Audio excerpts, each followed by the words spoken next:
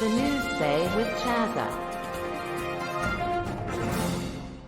Oh, the Newzzeh with Chazzeh. I didn't really prepare a lot of this, but we did talk a little bit beforehand about some topics that have been going on, and I'm going to reiterate some of the things. And the first story that broke today was revolving this whole Jeopardy host stuff with Mike Richards exiting 9 days after getting the job. He's also an executive producer on the show, so it's almost like he didn't vet himself properly to put himself on the show, which is really silly. There have been a lot of different picks. You had we didn't even look up the actress. We should have looked up the actress for Big Bang Theory that was going to be in the running before we did it. Oh, yeah. But you said that was one person that was going to be doing it. I know LeVar Burton was doing it. Ken Jennings had guest host at one point. There have been a lot of different people in this running. So if you've not been in the know with it, I want to ask you, is it important that they really take their time with this specific host because of how iconic the previous person was that was in this role with Alex Trebek? Or do you think that at this point it's just kind of like whoever can fill the spot, get them in, because now it's taken too long and the controversy is built more than the role itself? I think they should definitely put a lot of strategy into this because it's such a legendary, iconic role to fill. And I'm imagining they're hoping this person that they pick is going to do it for the next 50 years or exactly have carry on the legacy. Well, that's the thing about legacies, because like if they were to go by respecting the legacy, they would go with his pick with Ken Jennings. Oh yeah, right. Which, I mean, Utah favorite, Ken Jennings. You know? I don't know if everybody loves BYU, but I don't know. He kind of went above that, Yeah, he went to BYU. No matter what, I think he was a BYU grad. Oh my gosh, that's crazy. Yeah.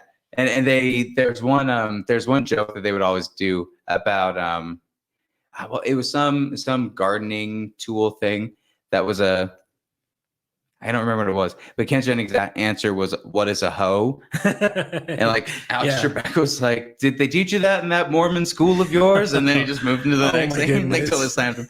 But you've always been able to tell that they've got some type of chemistry between the two of them. Yes. And if he did recommend him, if you did want to go for that, I would say LeVar Burton, because he's been so like gung ho about it. And I don't know, when I see somebody that's like, I want this job and I know I can do it, I want them to try. Like, I'm way more interested in somebody like that than some executive producer that hired himself. And then somebody is like, you tweeted some pretty awful shit. Yeah. And it's like, yeah, but it's okay. And then 9 days later, he's like, I did not look at myself properly. And we have removed myself from my position. I'd like to formally apologize. But like, I would love for him to write a whole statement. And like, the person in subject that we're speaking of, parentheses me, has been removed from this position. But it's crazy. I don't know exactly where they're going to go with this. Do you have a pick? Do you have one between the people that we've looked at? The guy from Reading Rainbow. Yeah, LeVar Burton. Give it to LeVar Burton. Just do it. Absolutely. I think he'd be a great pick. Well, and let's talk about, as far as picks, we've gotten a lot of this has nothing to do with picks. We're talking about a Deadpool update, essentially. Ryan Reynolds is currently writing the script for Deadpool. Kevin Feige has been making the rounds with lots of news and stuff about Shang-Chi. And I don't want to spoil the news stuff that have come out, because honestly, they're really big reveals in the movie. And I don't know why they've put them out this early, because it's like, if you didn't know, I didn't know about these things. And when they came out, like, it was amazing. It was one of the funniest parts of the whole movie when some of the stuff got revealed. So don't look up articles about this.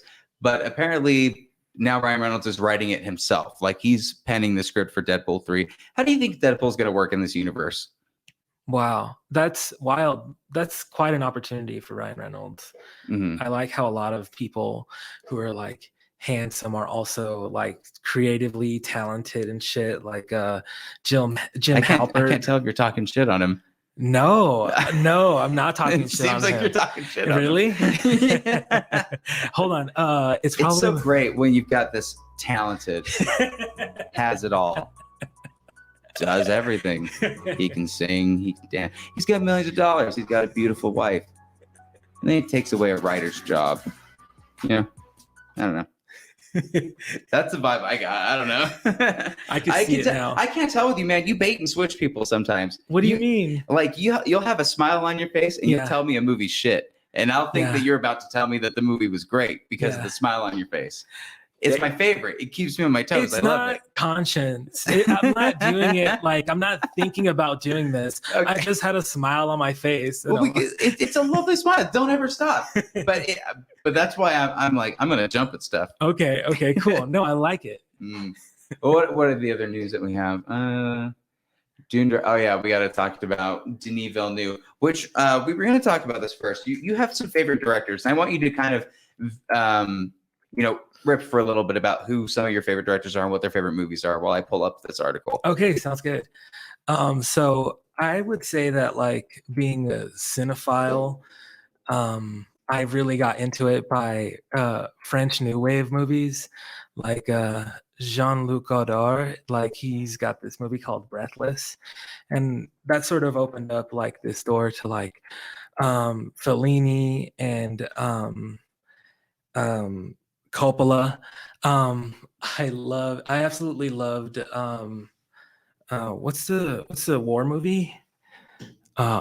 Apocalypse Now. Oh, okay, nice. Yes, that movie is incredible, and he's definitely one of my favorite directors. There's like a documentary about the making of that movie, which is just as good as the actual movie. But I think I like movies that are like independent but like have such like a broad perspective and like sort of like take the air out of you when you're leaving the movie theater. You're just like, sometimes you have to be like in silence because like a movie has made such an impact on you. What was the first movie that made an impact on you? Can you remember? I love asking people that because every person has a movie that basically awakens something, right? Yeah. You look at movies and you look at them as only entertainment until one movie. What was that for you? What comes to mind is Back to the Future. Bro, nice. When did you watch that? I watched it as like I think my brother showed it to me when I was like 8 or 9 or something. I can't even really remember the first time I watched it, but I do remember thinking about how like it's such a cool like part of like the 80s that I'll never experience, but like that movie put you in that time, and then it took you to the 50s, and it's sort of like this like roller coaster ride, and that's what I really like about it.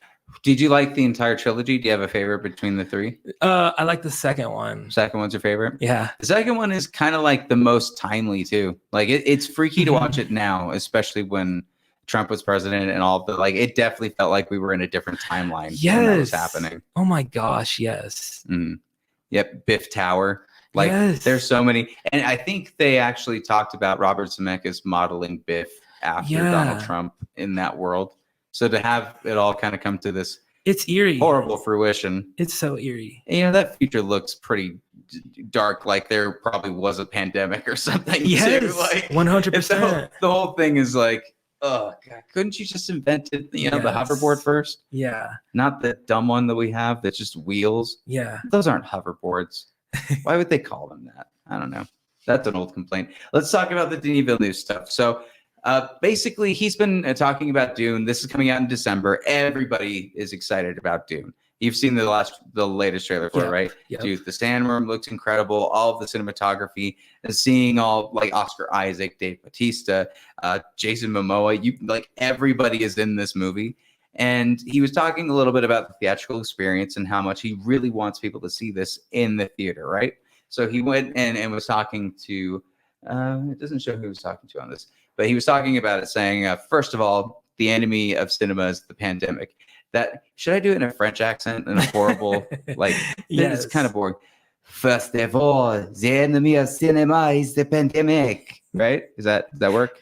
That's it. That's the little, you're like curling up your mustache. We understand this film industry is under tremendous pressure right now. Yeah, that's good. Why am I shaking my head? I understand that the way it happened, I am still not happy. Honestly, the best way to watch Dune on television is by driving a speedboat in your bathtub. To me, it's ridiculous. So his big thing is that he's saying that if you're watching Dune on your TV, it's like driving a speedboat in a bathtub. Oh my gosh. Okay, yes, that's what Twitter has some issue with. A lot of people saying, well, look at fucking Denis Villeneuve with his hoity-toity talking about you got to watch it on the big screen and how his movie's no good for a... But at the same time, every creator wants to have their vision on the big screen. Yeah. So I pass it to you, Mr. I have zero social media anywhere. He doesn't. If I don't pitch anything at the end of the show on where to follow him, it's not my fault. It's this guy's fault for not having social media, except for Spotify. But what do you think of this? I think he is an eccentric person. How dare you? Yes. You pig dog. Any news? American.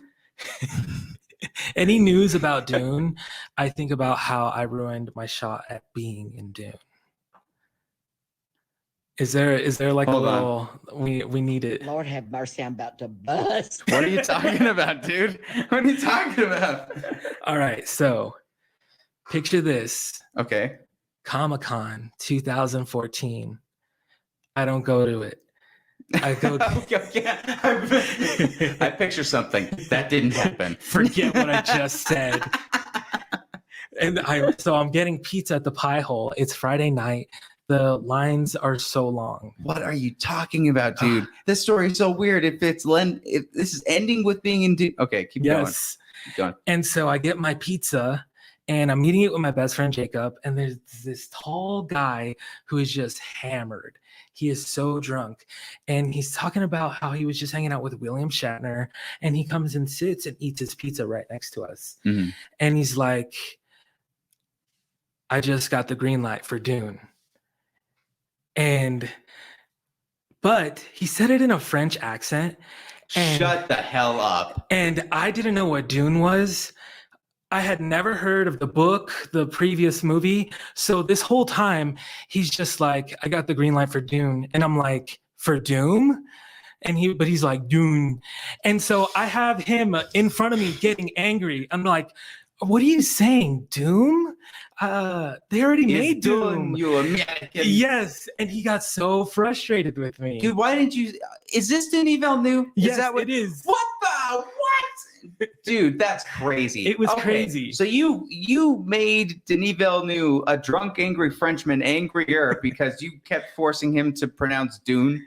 I didn't know. I was like, what is this? The people that come on this show and directors? Why? That is so true. There is no better segue than here to jump into it. And I wasn't even ready for it. And I don't know if I'm ready yet. I don't even know what to ask you right now. What happened after? Like, how did this end? Well, he was really excited about it, but he was really excited about eating his pizza too. So he was just like, this pizza is terrible. He was just munching away, and we were just like, because me and my friend, we didn't believe him. We didn't believe it was him until we told my other friend about it, and he's like, did he say who he was? So he's like, do you know who I am? No, he didn't say any of that, dude. He was just like, I'm really excited. So you were there. You're such an asshole, dude. You know what I'm thinking? Like, here's what I'm thinking right now, right? I'm putting myself in his shoes. Mm-hmm. This has been his passion project for forever. For years, he's talked about, even during Blade Runner 2049, he talked about, I would love to make Dune one day. It would be a passion. And then he gets the call. It happens. Nothing is better than to share this moment with the person next to him. And that person is you. Someone who doesn't give a fuck about Dune. And doesn't believe him. Yeah. He keeps saying, but nah. I like to think that's what drove him. He's like, I'm gonna show him. I'm gonna put this. Do we have name comments everywhere on this yet? Jeez. Oh, if Chaz were here, he would be losing his mind right now. This is so funny. Oh man. Okay, so do you think that he's being kind of a little too eccentric with his comparison? Yes, he's wild. Yeah. What do you think is the best way to watch a movie? Does it have to be in a theater? See, I've been thinking about this a lot too, because I think the experience, whether it's couch, theater seat, even on a blanket at a park. Like those are all factors into like how you rate the movie too. So me personally, I like going to the movie theaters, but sometimes I was watching Suicide Squad again in my bed, and I was like, I kind of like this a little bit better. Yeah. No, that's a good point. I mean, it depends on how actively you're watching something too. Like the Green Knight, if you're like passively watching it, you're not going to catch all the little things that if you're like, I'm so into folklore of like Arthurian tales, you're not going to catch it as much. Yes. But then again, there's like really horrible attempts like Quibi.